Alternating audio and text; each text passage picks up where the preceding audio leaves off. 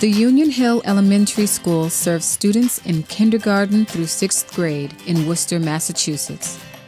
Union Hill was identified as a turnaround school in 2010. Massachusetts turnaround schools that made significant improvements implemented 4 key practices. These schools created vibrant communities of practice. They were deliberate about instruction. They used data to meet student needs, and they established safe environments in which to learn. Union Hill Elementary School illustrates how one turnaround school implemented these key practices. Turning level 4 was very difficult to hear as a teacher, but it ended up being the best thing that could have happened for the students here. Originally, I presented a 100-day entry plan, and it was developed by looking at data, talking with teachers, looking at different documents, and by day 2, the plan that we had developed was shot. We saw many issues that we needed to address all at once. It included a clear vision, it included safe and orderly school, effective instruction, formative assessment issues. Because of the numerous challenges, we did have to tackle everything as a team. It was critical to get the right people from the very beginning. They all knew we were in for very difficult work and also realized there was no manual about how to get this work done. The school itself, about 10 years ago, was a very, very tough climate. The students that got the most attention were the students that had the poorest behavior, and hence it seemed to make behavior continually get worse and worse. There were a lot of behavior concerns within the school as well as in the classroom overall. And so once I got to know the kids well, what I learned is that the kids' behaviors, they were acting out because they were having some academic concerns. And so I think the kids tried to hide that. When I first started here 6 years ago, I was teaching 1st grade at that time, and I think this was across the board that students just did not have even the basic literacy skills that they needed to really tackle and manage their education.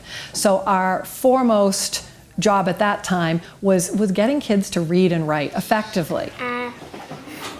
Shaft. 2 policemen came by and stared at Mrs. Lambcha. We made that our mission to go look at writing across all grade levels, just to make sure that it wasn't pockets, that we weren't jumping to conclusions. So I chose to go back to some experiences that I had at a prior school, which was a high-performing school where student writing was always the center and focus of all of our professional development. And I asked for 3 copies of advanced work, proficient work, and maybe a needs improvement piece. And so we called that a calibration exercise. And it was very eye-opening to my staff to see that this was what we were accepting, and it was very low level. So it actually caused introspection and reflection upon whether we truly had high expectations. We already knew the work wasn't where it needed to be, but now we had to dig into what do we do about it. At the beginning, some teachers were hesitant to put up students' work. But we decided that in order for them to grow, they needed to see what was expected of them and what good writing looked like. We also decided we were going to put up not so good writing and say, how can we all help this person improve on this writing without identifying a person's name? And it really, held them accountable for their writing, and for them to seek out from their peers, and not just the teacher, how can I make this better? Will you help me make this better? And that's when the magic seemed to happen. Everyone became aware of the fact that it was on us to make this happen and make this shift. So we began as a team to work through these challenges. Sophia is sweet. Cecilia, you said she was kind because she did not yell. And another time, what did she do to show kindness?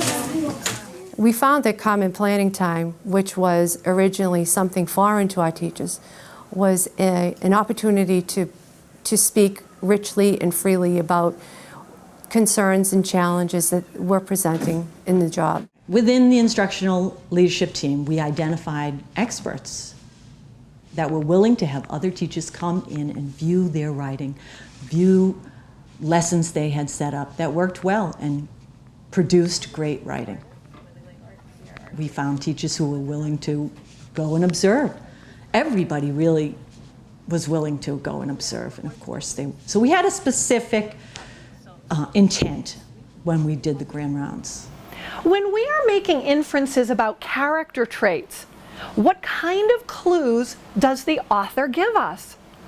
What's one clue, Zamari? Sometimes people are surprised by the type of vocabulary that we use with children as young as 7 or 8 years old.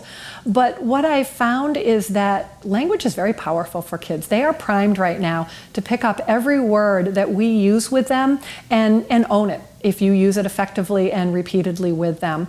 And even words like inferencing, character traits, if you give them the right support and the right scaffolding and you give them great examples and practice it with them, children as young as this age will pick up all those skills as well. What word do you think we should use? Kind, caring, smart, and grateful.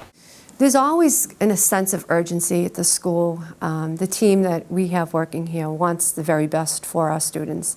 And even though we're level 1, we recognize there's still a lot of room to grow. We believe our students are bright, capable, and smart, and we continue to work hard to explore different ways to engage our kids so that we're able to realize even better outcomes. It's such an important, life-changing experience to attend a high-quality school or a school of success. Kids today are proud that they go to Union Hill, and teachers are proud that they work here.